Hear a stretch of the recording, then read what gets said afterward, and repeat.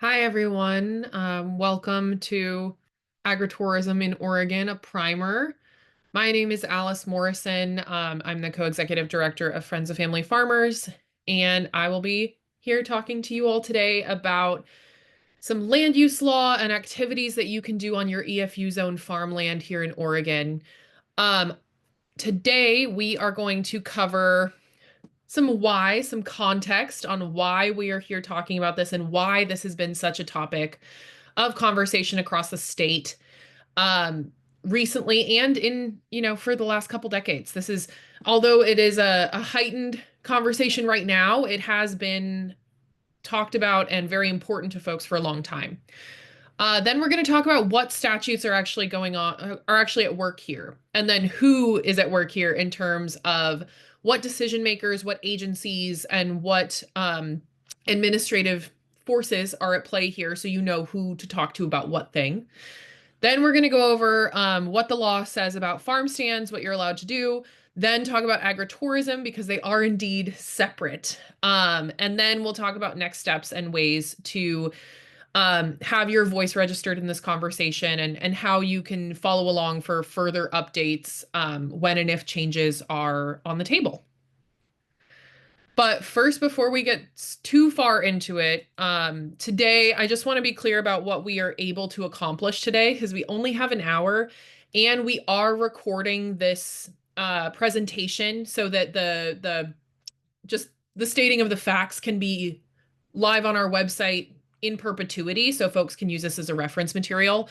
So we are going to be talking about the current law in Oregon as of October 30th, 2025. We're not going to be discussing any proposed changes or any future possible changes right now because we're just going to set the level today. We are also going to provide you with an opportunity during this presentation to get more involved and to give us a better picture of what exactly is happening in your community, how this is playing out. There is going to be a survey that my coworker Brittany is going to put in the chat. That is going to be internal information to FoFF, not shared with anyone. And you can fill it out anonymously to just let us know because throughout this the summer and everything that happened with the rulemaking advisory committee, we learned that there are varying definitions and varying implementations of these laws that we're going to talk about in different counties. So we're gathering more information. Then what we cannot accomplish today is that we are not able to talk about specific cases or take questions on people's specific situations in their farm or their county in this presentation today because we don't have time to get to all 50 of you all and we only have an hour to get through this information. But if you fill out that survey, we will be able to schedule a time for you to work with us if you want to get some more specific questions answered and that we are able to answer those questions. We might refer you to someone who knows more if your question requires more. We are also not going to be doing any strategy on future changes to the law or rules in this session today. We are only going to be talking about what the current situation is, just so we can establish a baseline. And we are not going to be addressing any of the language from the proposed rulemaking process earlier this year because that language has been rescinded, that rulemaking is on hold, and that those changes are no longer on the table. When that rulemaking reopens, and I am still a member of that rulemaking advisory committee, so I will let the FoFF community know as soon as there are changes to be considered. But those changes have been taken off the table, so we're not going to address them today. But that being said, why is this all such a big deal? So here in Oregon, we have a pretty robust land use system. The exclusive farm use zone. So to be clear, we are talking only about farm stands and agritourism activity on EFU zone land. So if you are on rural residential land, you have a little bit more leeway because EFU zone land was a designation that was established in 1963 because of the value of our working lands to produce food and agricultural products, and out of a desire to establish that the purpose of those lands is to be in agricultural production. So in 1963, the zoning designation EFU was created and was assigned to various lands with high value soils and that are good for growing crops and raising livestock around the state. Governor Tim McCall also established the Department of Land Conservation and Development in 1973. During this period of time in the middle of the last century, many of our land use laws came into being, and we are still in a space where these land use laws have been amended, have been revised, but are still governing what's going on today. And this Department of Land Use or Department of Land Conservation and Development, DLCD, is the state agency that does that. And they were established in 1973. And in general, limitations on land use have been designed to make sure our most productive lands stay in farm use so we can maintain agricultural production in Oregon. It was identified that that is a key component of not only Oregon's economy, but our way of life here in the state. Also, the state maintains land use planning goals. So this is an expansive document that doesn't just relate to agricultural land, but it relates to all land use planning across the state.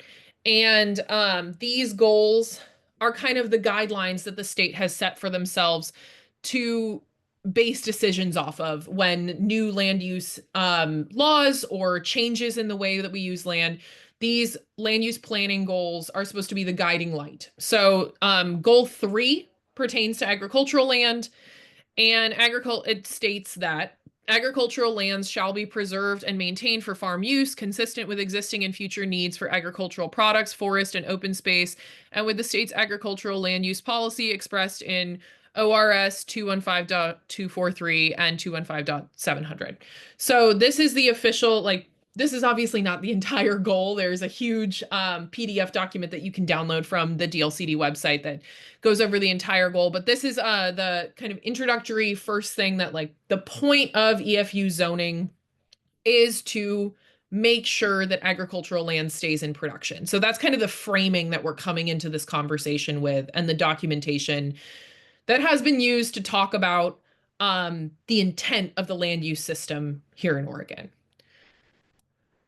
So that has led to kind of 2 categories of uses in EFU zone land. So, and this determines what you're allowed to do on this land, specifically, and most saliently, what you're allowed to do in exchange for money on EFU zone land. So we're going to talk about where those lines are when it becomes a commercial activity, and some of the things that you can do on your land to welcome the public in only become a problem when you're accepting a fee or an entry fee or a ticket price. And that's because EFU zone land has restrictions on what kinds of commercial activities can occur there. So when we talk about these uses, we often talk about them as sub 1 uses, and then sub 2, 3, and 4 uses. And what that refers to is the subsections in the statute. So in subsection 1, this refers to uses that are only subject to state law and the rules that go along with that. But this means that these things that are contained in subsection 1, the uses of EFU zone land, they cannot be further restricted or limited or eliminated by local county governments. Things that are not contained in sub 1, if they're in sub 2, 3, and 4, for example, they can, these are allowed on EFU zone land. And sub 2, 3, and 4, those are things that local and county governments can decide that they don't want to allow. And they can also impose further restrictions on them through permitting processes or limit their availability for more than is laid out in the statute. But sub 1, they have to do what's laid out in that statute. Sub 1 is kind of a protected class of uses, so to speak. And this is where a lot of the confusion comes in, because these uses in sub 2, 3, and 4, we're really going to talk about uses in sub 2, and sub 4 is all about agritourism. So we're going to talk about that a lot today. But these uses are not allowed in some counties at all, and can come with additional restrictions, permitting, approvals, limitations from counties in a way that the things contained in subsection 1 cannot. So that's why the conversation between farm stand and agritourism is so important, because oh wait, we're going to talk about that in just a second. But because farm stands are a sub 1 use, and agritourism, some of the things are sub 2, some of the things are sub 4. So farm stands are allowed in every county. And so when we talk about what's allowed under a farm stand permit or what's allowed in a farm stand, that is something that has a certain level of, universality to it. Versus agritourism, there's a lot more local control that can happen there in that permitting process. So a county could decide that a certain type of agritourism doesn't work for them. They could decide that XYZ activity on that list is not allowed. Or they could decide that they want to put further permitting restrictions on it, or siting restrictions or something like that. So that means that when we talk about sub 1 uses versus sub 2, 3, or 4 uses, sub 1 uses are universal in the state. They are governed by state law. But yeah, I just really want to drive that point home, because that's why it's been so important for people to talk about what is farm stand usage versus what is agritourism. All right. So why does this matter? We've been having these conversations in many, many, many different forums, but like, why? Why are we doing this? Generally, we are facing a generational land transfer here in Oregon. The average age of a farmer in Oregon is approaching 60. It's not uncommon across the country for our farmer population to be getting older in years. And there is also a very real transfer of land that's going to happen, because as we know, a lot of these farmers don't have a next generation to pass that land on to. They might be looking to sell this in a non-familial land transfer. And that means that there are, more folks looking at this farmland as a resource. And additional uses to that farmland, EFU zoning has traditionally been a limitation, because you have to keep it in production in order for you to get the tax benefits and for the zoning requirements. And if we add additional uses to the land, it increases the pool of interested buyers when we're facing this intergenerational land transfer. That means that folks who are not planning on farming the land might be interested in the land because of the additional uses that they could do with it. There are also, a lot of things going on where we in Oregon have some of the highest farmland prices per acre in the country, and we also have some of the quickest raising farmland prices per acre anywhere on the West Coast. So I know that you all probably saw that analysis of the USDA Census of Agriculture data that OSU put out, and the average farm price across Oregon has now climbed to $1.5 million. That is a price that a lot of farmers are not able to pay, and a price that traditional farm financing resources probably can't reach. Because when we're talking about rising land prices that are not to do with the agricultural value, like the production value of the land, a lot of traditional farm loans from USDA or FSA are based on the agricultural value of the property, what they think your farm business can generate based on that land and the systems and what you've told them about how you want to farm it. And so they're not going to give you more money than they think you can pay back based on that. And so if that land has all these competing uses and the market value is so much higher than the agricultural value, then farmers are no longer competitive in the system because they can't access the same financial products that someone who's coming in with a lot of wealth from another industry or, a different backing has. So this is creating some competition in the real estate market for farming, and we want to make sure that there is a pathway for new farmers to get into the industry. And land is a huge barrier. So there's some concerns on this side, but then also farmers are telling us that they can't make ends meet on traditional models. And the public is crying out for more participatory experiences on farms. It's a good thing for the people who buy your product to be invested in how it's produced and where it's produced, and you as a farmer. Making that connection between who's buying the product and who's making the product is an incredible gift that we have available to us. And it also allows you to diversify income for small operations and operations of all sizes. So this is a really good opportunity. Building in some farm stand participatory kind of events or experiences and connecting with your public is a wonderful thing for diversifying your farm income and building a loyal customer base.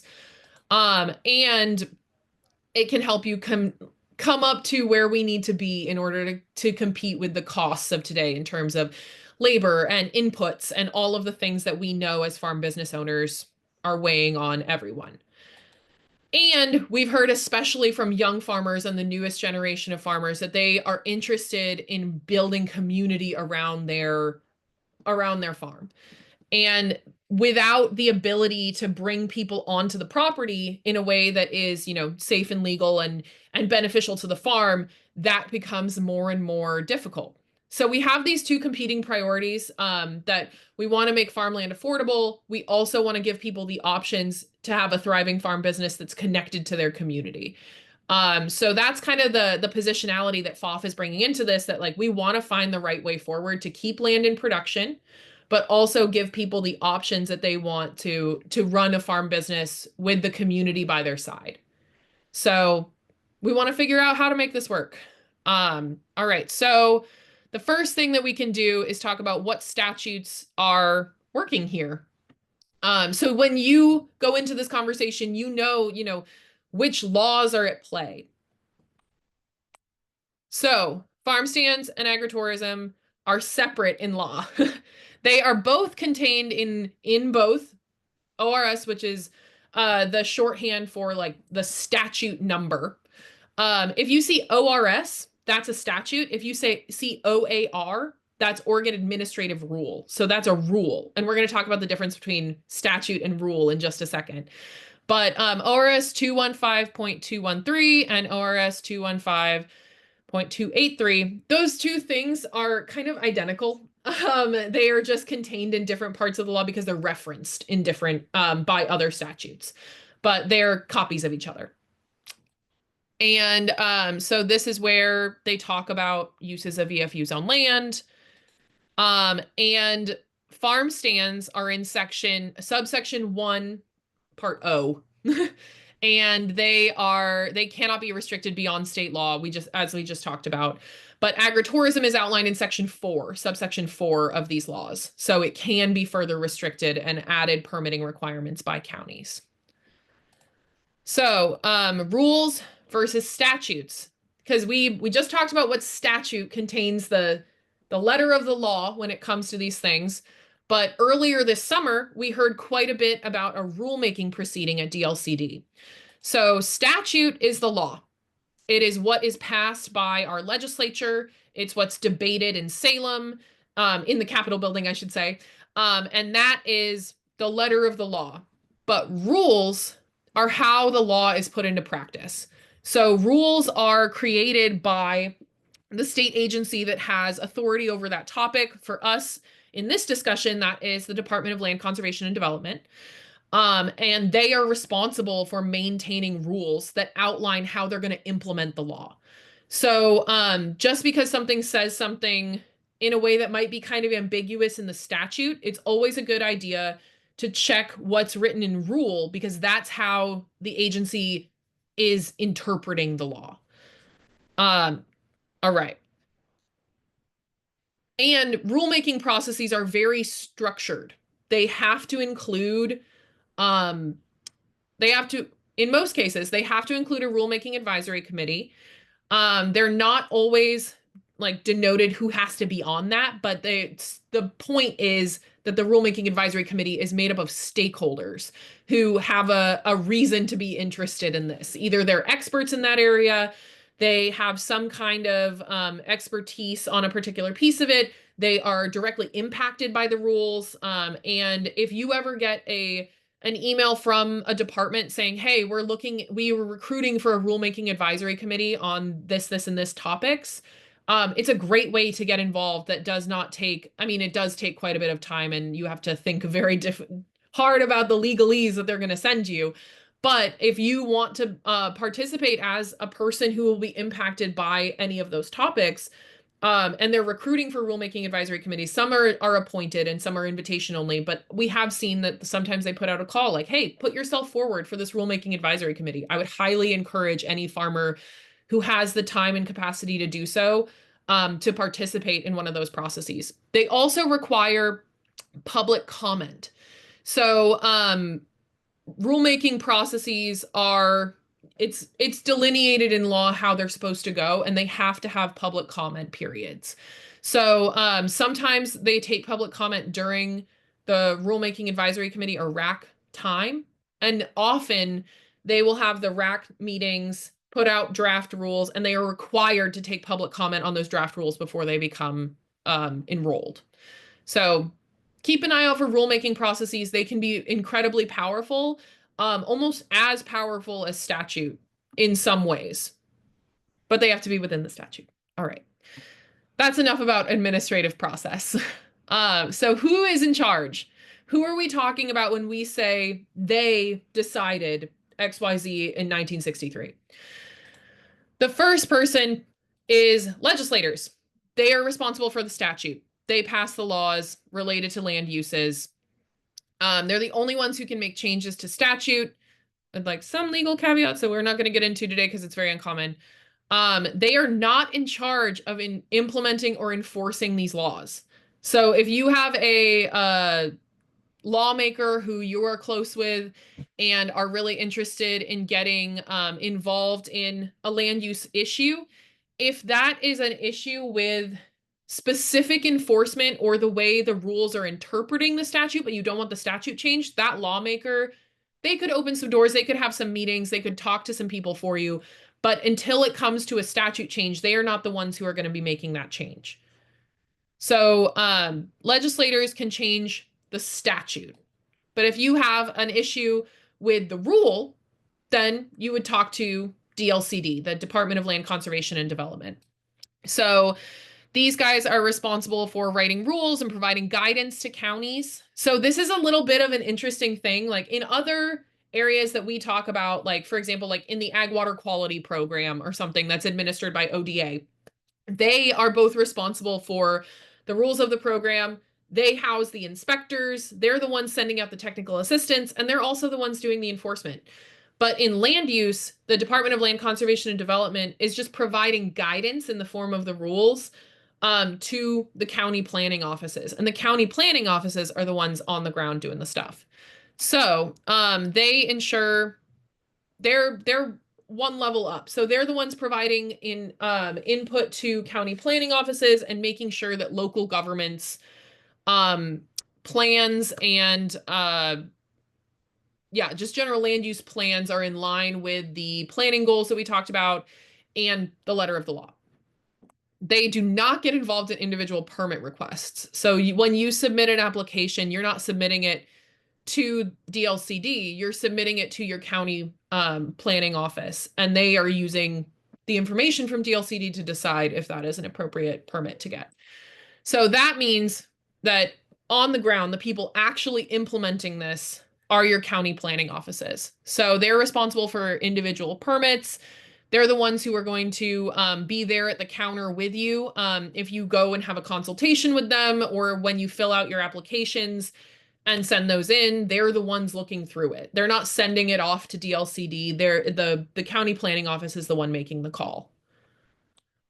They are also the folks who work on enforcement and compliance. So if you have someone coming out to inspect whether or not you are, in line with the permit that you're holding, that is pretty much always going to be a county planning official. So that's who's doing the stuff. And I know we're like clipping along here, but I want to make sure we get to the meat of the issue, which is why now we're going to talk about farm stands. Woo. Okay, now that we've set up where we are in the statute, we've talked about that this farm stands are a sub 1 use. So everyone in the state on EFU zone land has the same opportunity to have a farm stand. Has the same opportunity to apply for a farm stand permit. In their county, it has to be the same standards as the state law. So statute says what we're looking at here is that structures designed for the sale of farm crops or livestock grown on the farm property or grown on the farm operation and other farm operations in the local agricultural area, including the sale of retail incidental items and fee-based activity to promote the sale of farm crops or livestock sold at the farm stand. If the annual, we're going to go over what this means, but so you are allowed to sell your product. You are allowed to sell other farm products, crops and livestock, and processed crops and livestock, from the local agricultural area. And you are allowed to have a certain amount of incidental items, which means items not related to the agricultural product of the farm. A lot of people think about this as like, there's a lot of farm stands that sell like local art, or maybe you know a potter, and you sell pottery or mugs from somebody in your area, or tote bags with the name of your farm on them, or things like that. Those are considered incidental items because they are not an agricultural product. And you can have fees from promotional activity. So promotional activity, in this case, is about promoting the products that you raise or grow on the farm, promoting your agricultural output. So then again, it says farm stand does not include structures designed for occupancy as a residence or for activity other than the sale of farm crops or livestock, and does not include structures for banquets, public gatherings, or public entertainment. So that is straight up in the statute, that you are not permitted to build a facility for banquets, public gatherings, or public entertainment under a farm stand permit.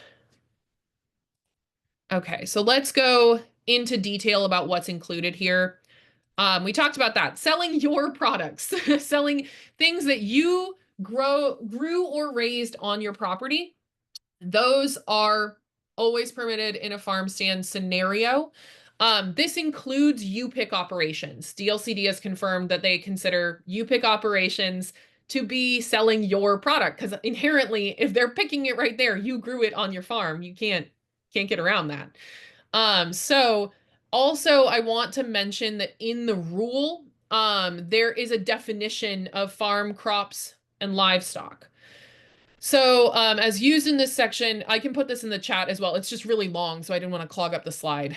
Farm crops or livestock includes both fresh and processed farm crops and livestock grown on the farm operation or grown on the farm operation and other farm operations in the local agricultural area. As used in this subsection, processed farm crops and livestock includes jams, syrups, apple cider, animal products, and other similar farm crops and livestock that have been processed and converted into another product, but not a prepared food item. So essentially, it's like I like to think about it as relating to another law that FoFF worked very hard on for our community, is the Farm Direct Producer Process Exemption. So if you all are familiar with that law that allows farmers to produce jams, fruits and syrup, acidified foods, dehydrated foods, it allows for cracked and ground grains, shelled nuts, things like that, where you need to process that item to make it usable by the customer.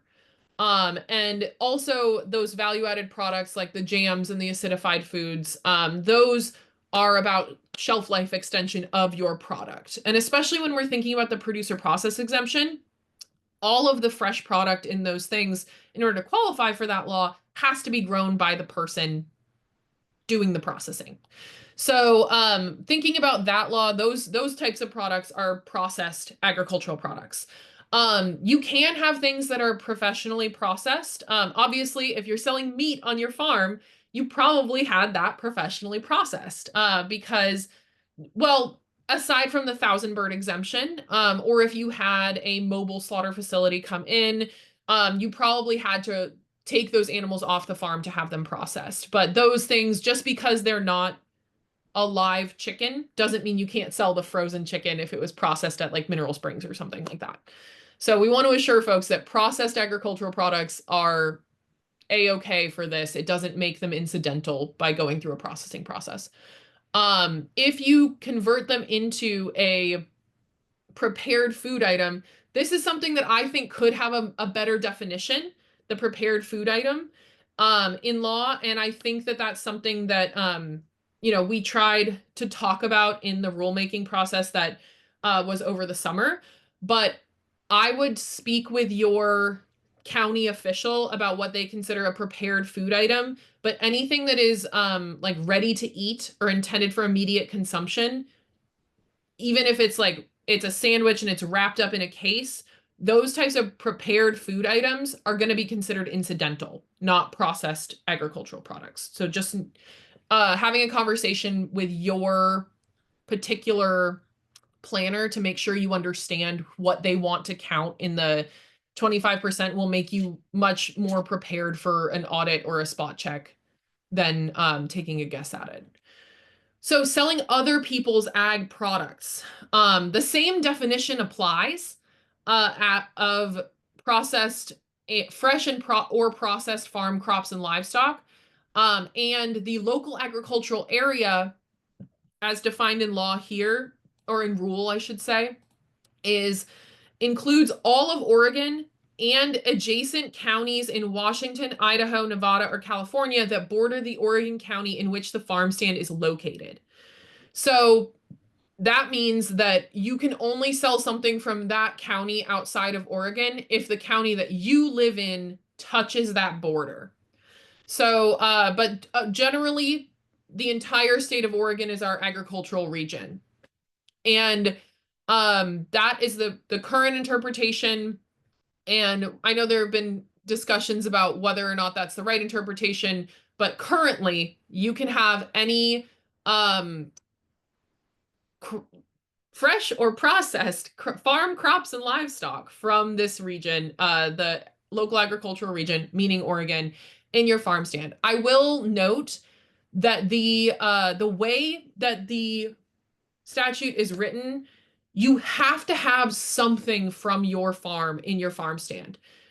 You can't have only product from other farms. You have to have something from the quote, what I call the home farm, the person hosting the farm stand.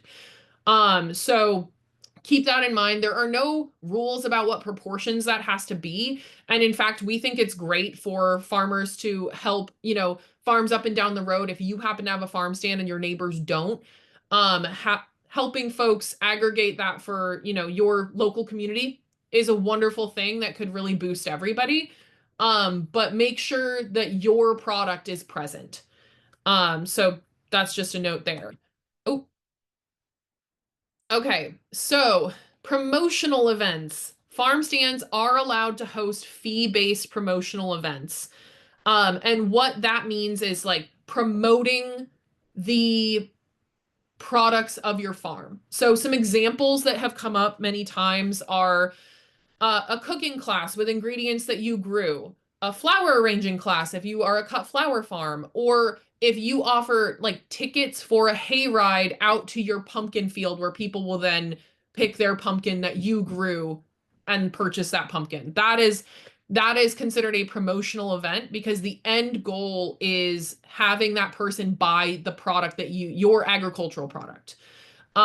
So promotional events, there are currently no limitations on the number of promotional events that you are allowed to have, but the fee has to be included in that 25% incidental charge. And incidental products. We did talk about this earlier, but like non-farm products and packaged foods can be sold as incidental part of sales, must be tracked. So when you're setting up your accounting system for your farm stand, just making sure that you know that it would be really easy in Square to track something, like just making sure that when you're typing in the amount or you're doing the products that people are buying, that things that are incidental are marked incidental so that you can pull a report of that. Or if you are able to do that by hand or whatever your system is, making sure that you're tracking incidental product sales and your fee-based activity, because that can equal no more than 25% of the sales of your farm stand. I will say that we get the question a lot. This is sales of your farm stand, not sales of your entire farm operation.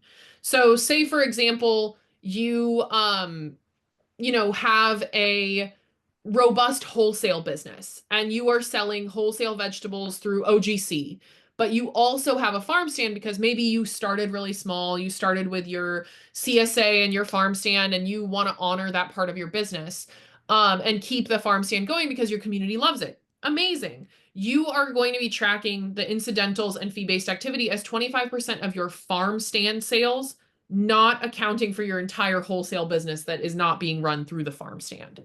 So that does mean that you do have to have those proportions work out for the farm stand itself, not the entire business. All right. So yeah, fee-based activity. Again, this is anytime someone pays for entrance or an experience, not the cost of the farm product. And we already talked about that under the current law, these events must promote your farm products.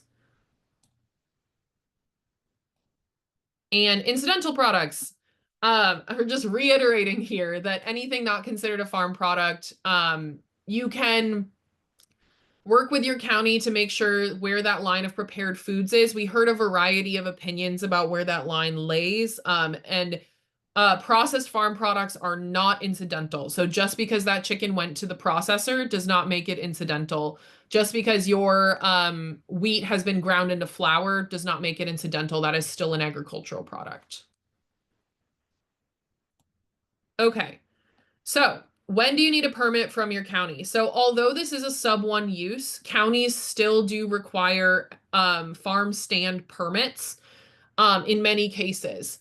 And so there is a desire overall to clarify when a farm stand does not require a permit, and it is just, just as simple as someone selling their product from a tent on the side of the road seasonally, or having a U-pick without a ton of infrastructure. But that has not been clarified on a state level yet. We hope that it will be. But something to look out for where you might be asked to get permits is if you're building any new structures on your property for the farm stand. That is usually a time where a permit might be flagged, where you would need to go talk to your county. If you are expanding or starting to host many promotional events, that is another time where you might need to preemptively go talk to your county if that's not something that you've done on your property before. And all of a sudden, that's going to be a big part of how you move forward. I would definitely talk to your county about a farm stand permit. And if there are going to be possible impacts to traffic or neighbors. Knowing your neighbors is really important in these scenarios. And I know that everyone as a farmer knows the value of having good neighbor relations. And if you think that a neighbor might misunderstand or not be in favor of what you have planned, a preliminary conversation could go a long way. But also the permitting process will ensure that you have documentation that what you're doing is not going to impact them. But I want to make sure we're still being clear. Farm stands are sub 1 use, and you can go through a process for a farm stand in every county in Oregon. All right, farm stands. Now we're going to talk about agritourism. All right. So statute for agritourism, like I said, subsection 4, we're going to go with 215.283. We had those two identical statutes earlier, but this is just easy for you to look up if you want to go look at it afterwards.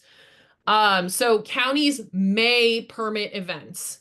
So this is a big, they use the word may there. It's bolded and underlined here. It's not bolded and underlined in statute, but counties may permit events if they follow these rules. Agritourism must be, or other commercial event or activity is incidental and subordinate to existing farm use on the tract. That is in the statute. So you may be asked to prove that. The duration of the agritourism or other commercial event or activity does not exceed 72 consecutive hours. We're going to get to the number of instances in a moment, but when they consider an event is 72 hours. So a weekend, I guess, 3 days. The maximum attendance of the agritourism or other commercial event does not exceed 500 people. When you get above those limits, there are different permits that you need to apply for mass gatherings. So that's just agritourism permitting. If you're going to have more than 500 people at your event, you would need to be applying for a mass gathering permit. The maximum number of motor vehicles parked at the site for agritourism or other commercial event does not exceed 250 vehicles. So here we're talking about scale. And then it continued. The use can be permitted in exclusive farm use zones. This is just saying that the local government can permit as long as the use that you're saying, this event, this commercial activity, this agritourism will not force a significant change in accepted farm or forest practices on surrounding lands devoted to farm or forest use. So this is about impact to your neighbors.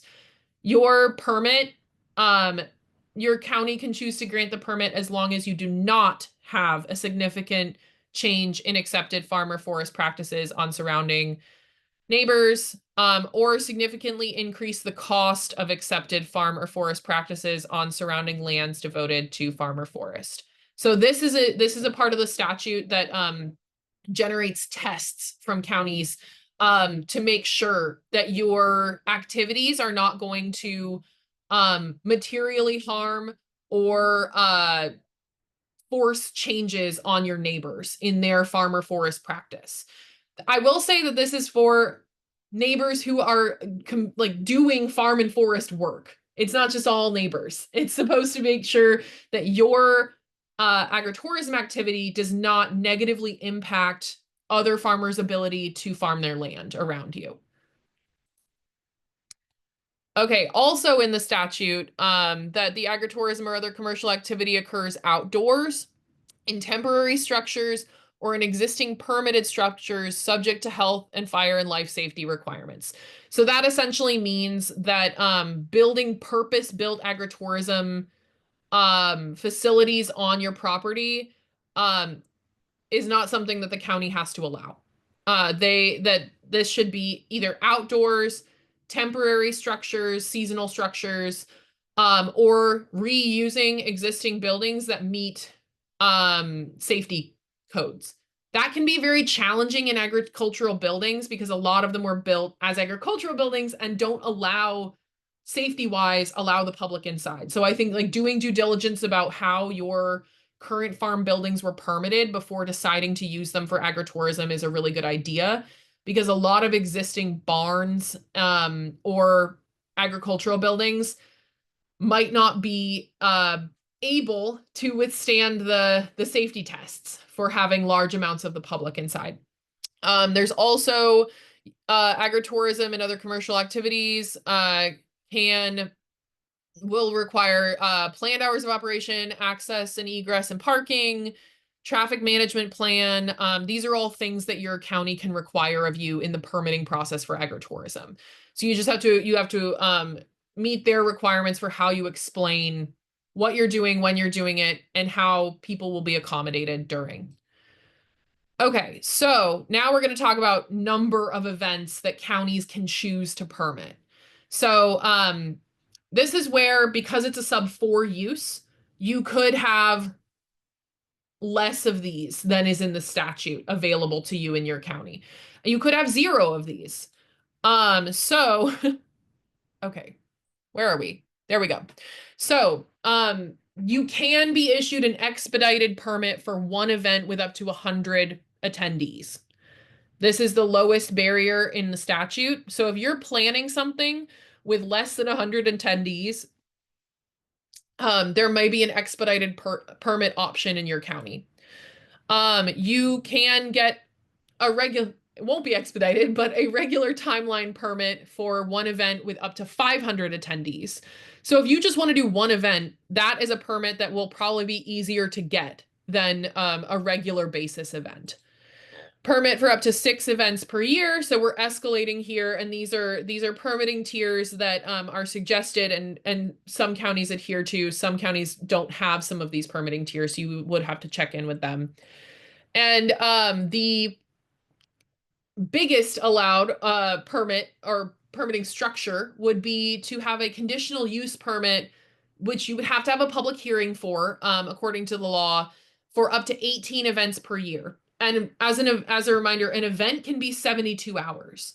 So this means that you could have like 18 72-hour weekend long events per year, if you're willing to go through that permitting process, and there will be a public hearing at that level. So you might have neighbors or concerned parties bringing forward different concerns about like how that would impact their operations around you or what have you. But that is the highest in the current law. You can, if your county allows it, you can apply for a permit to have 18 weekend long events for agritourism. Oops. But counties don't have to engage in this process, and agritourism permits are not available in every place. Counties all have their own way of going about the permitting process. There are guardrails from DLCD and from the statute, but each county's forms you fill out, timelines, all of those things are going to be specific to that county. So I would highly, highly recommend even having a season before conversation with your county planner, because I don't want anybody to be in the position where they're like, oh, great, I can get that permit. And then turns out your county has like a 6-month process or something. And not saying that timeline is right or wrong, but I want everyone to be realistic about how they move into this process. Okay, but what types of activities are agritourism? We talked a lot about what you can do at a farm stand, but so this one is very interesting because some counties have said that farm dinners are promotional events, but according to DLCD, farm dinners are agritourism events. So there is a discrepancy here that we've witnessed on some people being allowed to do farm dinners on farm stand permits, and some people being required to get agritourism permits to do farm dinners. So that's something that we're trying to get clarity on, and trying to force clarity on at the state so that everyone has the same opportunity. But farm dinners are currently something that DLCD classifies as a agritourism event. Concerts. If you're having concerts at the farm, that would be considered an agritourism event because I assume that not every song that artist was singing is in service of butternut squash. But hey, maybe we don't know. Maybe they are singing about squash only. Concerts could be considered a promotional event. I will let you make that case to your county planner, and I'm not a lawyer. Holiday fairs, where you have lots of different vendors, or it's a festival for a specific holiday. There is more entertainment options than just buying a pumpkin, or you are charging admission for a holiday fair, that kind of deal. Community and educational events. So this one is a little bit painful because we love to do these types of events on farm. We highly encourage farmers to share knowledge, to get children in school systems involved in educational processes, and also to engage in peer-to-peer learning with other farmers in your area. But technically, if you are charging a ticket price for these educational events, they are considered an agritourism event based on current law. That's something FoFF is interested in changing, but I told you we wouldn't strategize today. We would just talk about current law. So keep that in mind when you're structuring these events. And if you are charging a ticket price solely for the educational aspect of this, that is a limiting factor on what you're allowed to do. On-farm outdoor recreation. So that's another thing, like if you're charging for to go fishing in your pond, or you're charging if you're becoming a, what is that dog thing called, sniff spots, or want to, have one of your fenced off areas be available for rent for that online dog park app sniff spot thing, which is becoming very popular and I think is a great source of passive income for some people. But on farm outdoor recreation that is paid for, that is technically an agritourism endeavor. Hospitality services. They did not elaborate on what they meant by hospitality, and we're going to talk about things that are not agritourism, including farm stays and bed and breakfasts, in just a moment. But hospitality. Oops. So these are common examples of agritourism, but really what I want to drive home is that someone could tell you that you need a permit anytime that you are charging an admission, selling a ticket to something at your farm. Maybe it's a film screening. Maybe it's a I'm struggling to think of more right now, but there's just so many different ways that farmers are creative and could partner with other groups in the community to have an event that has an entry fee. If there is money exchanging hands and a ticket is purchased, that is considered an agritourism event because that is commercial activity. If you were having these types of events on your farm and not charging admission, and people were simply purchasing your product as a byproduct of being there, that is not considered agritourism. This is something that I've clarified with DLCD. It's about charging admission. You're charging for something that's not an agricultural product. So if you choose not to charge admission for the experiential parts of your situation and you're simply selling agricultural products, or you want to just have an open farm day where you have your CSA members who are not giving you money on that day, but you want to have them out to do a tour of the farm. If you're not charging them an admission fee to come on that tour, that's okay. You are allowed to give tours of your property. You're allowed to host an invite-only potluck dinner, like with your neighbors. That's not something that you're going to need a permit for. It's only when it's open to the public and you're charging an admission fee. Okay, but there are some other things that you're allowed to do on EFU's own land that are not agritourism. And what I mean by that is that agritourism would not be the correct permitting pathway for these things. So, bed and breakfasts.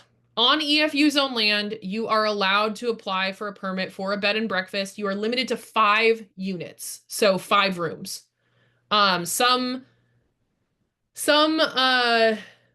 jurisdictions have interpreted that to mean 5 rooms with 2 occupants per room average. Some have said only 5 unrelated people may be on the property for the purpose of B&B at any given time. I would check in with your county planner, but that is something that you are allowed to apply for a permit for. Furthermore, also guest ranches. So guest ranches are a different designation of hospitality service. They only qualify on certain types of properties, so 160 acres plus, and have a livestock focus. And there are other requirements that are available in law, but that one can have up to 10 guest rooms. Wineries have a whole different set of rules about what you're allowed to do. Also, farm breweries, meaning you're growing the hops on site. And wineries, in order to qualify for those permits, you must own 15 contiguous acres of grapes. You can buy in grapes in addition to that 15 acres, but in order to qualify for the winery permits, you have to own 15 contiguous acres of grapes. And we would assume also use those grapes in the wine. Home occupations. So this is an occupation in the home on farmland. So this is traditionally something that was used for, maybe the farm couple, they had a farm, but they also one member of the family ran a bookkeeping business out of the farmhouse or took in tailoring or did something else like that. That is a business that's run out of the home. That is something you can apply for a home occupation permit for. And you are also allowed to have a farm product processing facility on your land, making your crops into usable things. There are size limitations on how many or how much processing space can be on EFU zone land. I believe it's like 10,000 square feet or something. It's a large amount. Um, but you can also, yeah, farm breweries are implying that you are not only brewing beer there, but you are growing hops on the property also. And there are other hospitality services. Farm breweries and wineries have some abilities that other types of farming don't have. Cideries as well, but I didn't list that here. These also require permits from the county, but do not fall under the agritourism permits. All right. But just wanted to let you know that like you didn't see those things in the list of agritourism things, but it's not that there's no pathway for them. It's just that it's not an agritourism permit that you would need. All right. Well, that brings us to the end of our informational presentation today. But what are we going to do now? We would like to hear from you. The problem with this issue, as we've learned, is that there's a vastly disparate experience across the state in how this is being implemented, what people are seeing, how it feels for the farmer when they're trying to plan. And there's so much misunderstanding, not only at the state level of how it's playing out on the ground, but at the county level of how the state is talking about these things. So we would really love to hear from you about how agritourism and farm stands are playing out in your area so we can get to the bottom of like, okay, what is the common practice that we want to preserve here that people are already depending on? And how can we make it not so people have to be worried that that's going to go away? So what are people receiving permits for in your area? What activities do you currently do? You can fill this out anonymously, or if you'd like to be more involved, you can put your contact info. And what activities do you want to be doing on your farm, but you don't know how to get through the permitting process to do them?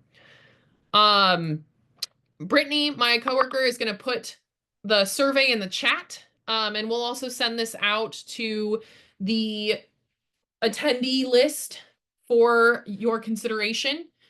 And we would really like to hear from you so we know that this is not the end of the issue. We know this is going to keep coming up, and we really look forward to being able to accurately represent our farmer base and involve you all in the process when changes are being proposed. So thank